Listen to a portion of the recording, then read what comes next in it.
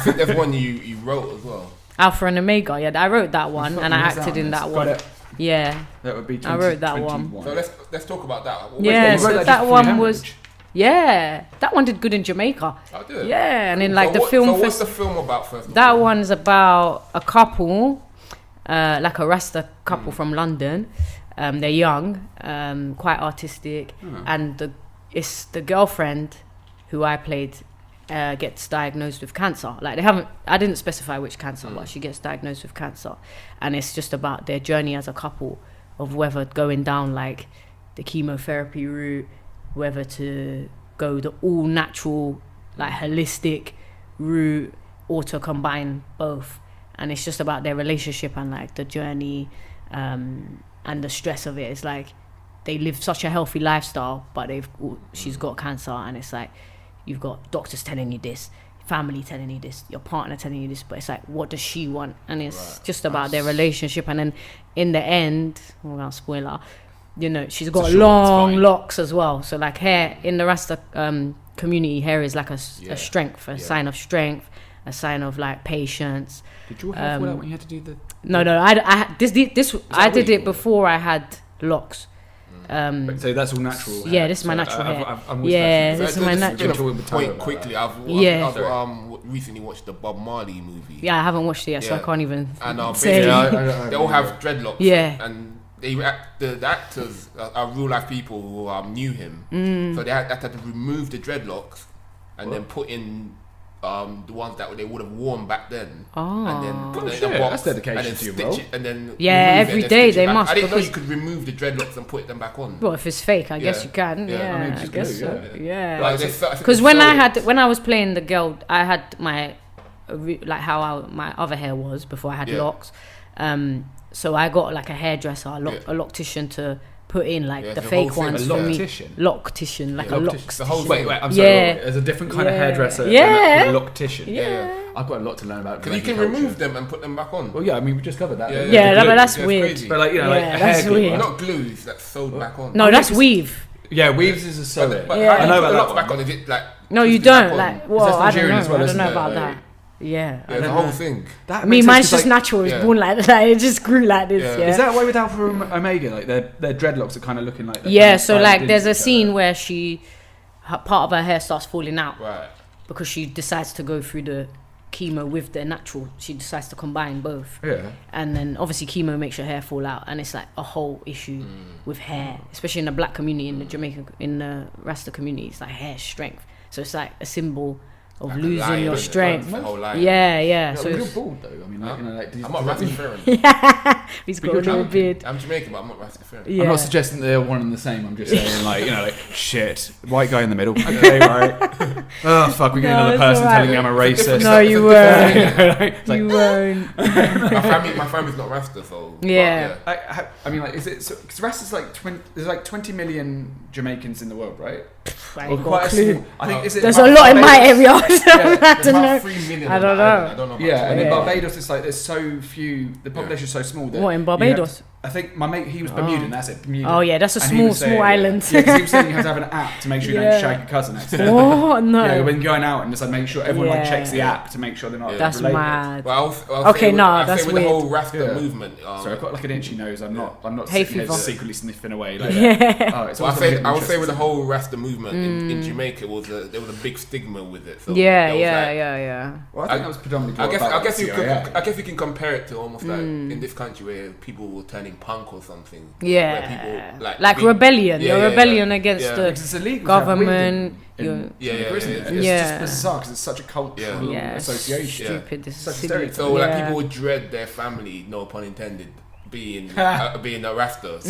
Because Jamaican is like it's true. Yeah. So that's what that film was about. And I remember being young and people be like, if I grew my hair, like they didn't cut my hair. Those were the days. Those were the days. They'd be like, my uncles be like, you turning Rasta? What's going on? Why are you not cutting your hair? I just can't be asked. Because it was a negative stigma. Yeah, it was a negative. But even now, sometimes it's still a bit negative as well. Like even. What do you think of like Gary Busey they were seen as like lower class. And rebellious.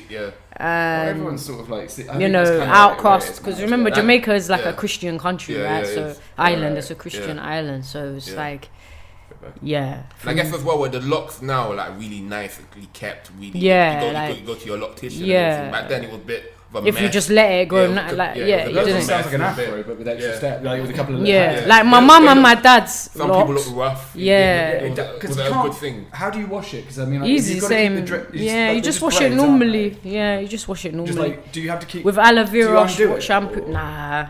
Because right now I've got it in two strand twists. Right. But like, as you can see, it's just because the hair fibres itself is a little bit flatter, therefore that's why it comes up a bit more, isn't it? Yeah. So I mean, I'm a little bit. But like my mum and dad's ones, they don't go to like the loctician or the hairdressers. They've never been. They just grow it natural, like like. I'm still not over that. Yeah, but me, because obviously I do acting and this that, and like my type of hair, it will just knot up too much, and it will be hard to manage. What made you decide to go grow the locks then? I've always wanted them, like, because I'm a Rasta as well. I've always wanted them, but I just felt like when the time comes, it will come, and I think I just woke up one day. I was like, I'm ready. I've had these 6 years now. Okay. I want to say 6. Yeah, maybe 6 years in June, 6 or 7. And then also it was like I did it. I wanted it for ages, and then when Grenfell fire happened, I lost a lot of people from there because I worked. Really? I was working in the school. I was working in the school below, and then I lost a few people, and I was just like, over my life, I've lost a lot of people, like in bad ways, like through murder, through fires, through things like that. So I just thought, you know what, like, I just wanted to have a change. Like, so a year later, on the 14th of June. I thought I'm gonna locks my hair and just try a new path. Like, for me, it's a spiritual thing. Like, it's about patience. It's about like strength. How long does it take to kind of get to the point where you get where it looks it looked locked? Because my hair was long anyway. Like, it was up to here before I cut it, like quite short, and then I locked it. It took a while because my hair's quite curly. So it grows into locks. Yeah, and I had to keep getting it twisted. I had to keep twisting it because it was quite curly. So yeah, that took a while. Because you're not mixed race, are you? My mum's mixed race. Your mum's mixed race, my dad's black. Right. My dad's Jamaican, and my mum's half Guyanese, half English. Yeah, the English is like, madly enough, Ukrainian. Oh. Yeah. Happy days. Yeah, kind of. Very popular around here lately. It's quite weird. It's quite strange. I just want to go back to the film thing, and I just want to ask, like, with Delphi because that came out in 21. How long was the film, and how long did it take you to write it? Like, it was quick to write. Yeah, it was quick for me to write. I just had a dream. I said, this is what I want to write. I wrote it. My friends. It was like a 20-minute film, 15-minute film. So how many pages is that? Like 20 20 pages maybe. Because there's a lot of visuals as well. Yeah. And like I really enjoyed it. It'd be like a massive it's usually a page a minute. I'm thinking like Hollywood. Where they teach yeah. Wow. So and then my friends were like, I had a friend that was a producer and a friend that's a director. And then I just went to them. I said, I want to make this film. Like, help me get funding. Help me do this. And that's how you got a budget. Yeah, like a little budget. It wasn't major. It was like small. But like we just put our own kind of heart and soul into it. And then the music that I wanted, I was like, I need to have reggae. I need to have this. So then it's mad. My whole life, I told you, my life is mad. Really cool. So listen, I had I don't know if you know Chronics, Kabaka Pyramid, and Damian Marley. They're like I know about Damian Marley, yeah. So they're obviously reggae pretty famous there. Yeah, famous musicians. And I was going on Damian Marley has this boat, right? This reggae cruise, and I was going on his boat, and that's where I met like loads of. Wait, you actually met Damian Marley? Yeah. And you were hanging out with him? Yeah, he had a party. It was. How do you have time for all this? This is what I mean. My life was active before. How did you end up on a boat? And like I'd end up in like random festivals in like Belgium. Was this in Jamaica? Where was this? Oh, the boat. Yeah. It goes Miami and then it goes Jamaica for the week. It was like a party boat. Is it sort of like you just sign up for it, or you just buy the ticket and I want you to just go on go. a boat with Damian Marley. Yeah, I mean, like, it's wicked. Like it's proper good. It's amazing. Definitely better than it's proper good. Like, and then at that time, that's when I was writing the film, and I'd met some of the other artists like randomly in like Belgium or like random festivals. Belgium's bizarrely cool. I know, like, but they have good reggae festivals. But also very cool. Yeah, like the festivals out of England are like for reggae on point. So I just meet them. I made friends with a couple people, and then you know, you follow each other on Instagram, you see each other perform, and We you're heard you've got a couple creative. of famous people on Instagram as well. Oh. Who's yeah? Like, Do I? There's one comedian. I can't remember his name. I think he's probably Jamaican as well. Oh, maybe. I can't remember his name. well, that I'll was look it up fun. later. Never mind that. Yeah. And if you are that famous follower, hi. Follow Off Point.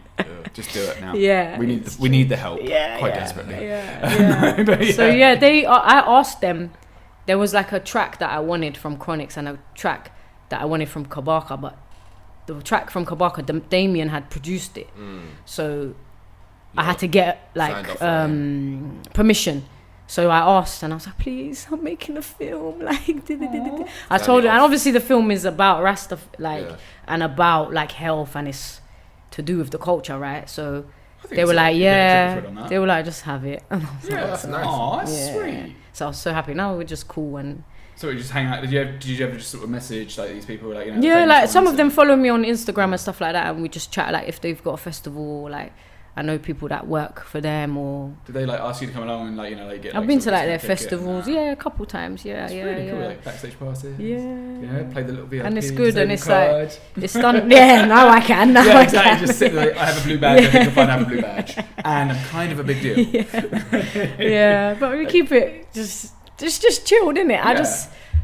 I like connecting with people who are like on the same journey of like promoting health, promoting the music, promoting good stuff, and not promoting nonsense, you know. No, exactly. Yeah, it's like, you know, I'm it's not like, really it's about the gun and the What's the gun? the guns.